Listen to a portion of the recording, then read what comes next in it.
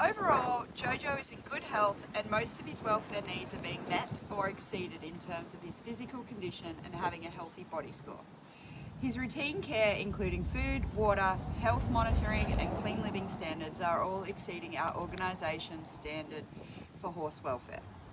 The systems and record keeping for Jojo, including acquisition of records, maintenance records, health records and identification records, are also adequate and meet our organisation's welfare policy.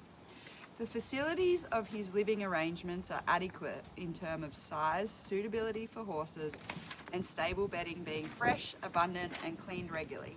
However, after conducting the welfare assessment on Jojo, I found that the environmental enrichment aspect of his living situation is failing him welfare-wise, as he has no access to socialisation with other horses. Jojo is currently housed in a private 2-acre paddock with a walk-in, walk-out stable with no contact or sight of other horses. This is the paddock and living arrangement requested and paid for by his owners. I believe, upon a welfare assessment, this is not the best practice or living setup for Jojo's welfare. Jojo is showing signs of severe distress and anxiety not having contact with other horses. This behaviour is being displayed through constant running in the paddock, fence pacing and continually calling out for other horses. He is uneasy in the paddock and very distressed, which possesses a risk to his safety and the safety of handlers. After using the 5 freedoms model to assess Jojo's welfare, I found that his freedom from hunger and thirst are being met, as is his freedom from discomfort and freedom from pain, injury or illness. Jojo is not, however, experiencing freedom from fear and distress and freedom to behave normally, as he is becoming increasingly distressed in the paddock with no access to other horses and not being able to simply be a normal horse socialising with horses.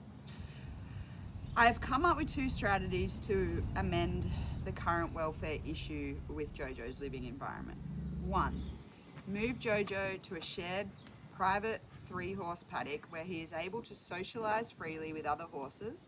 This will require Jojo to be separated morning and night to be fed before being put back in the paddock. Or 2. Move Jojo to a private paddock that shares fence lines with other horses so that he is able to interact with these horses over the fence. Jojo currently cannot see or interact with any horses. I believe these are the best 2 strategies to look at moving forward with Jojo's care and welfare. Do you have any feedback or suggestions on my proposed strategies? Well done on doing a thorough welfare assessment on Jojo. As you have highlighted, he cannot stay in his current living arrangement as it is posing a significant welfare issue, which doesn't align with our values or our organisation's welfare policy.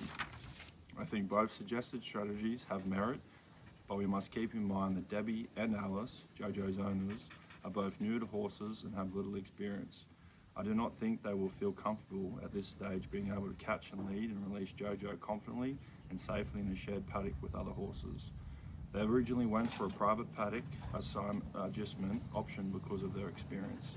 I would suggest we look at initially moving Jojo to a private paddock with neighbouring horses with the goal of moving him into a shared paddock once his owners are more confident and experienced with horse handling.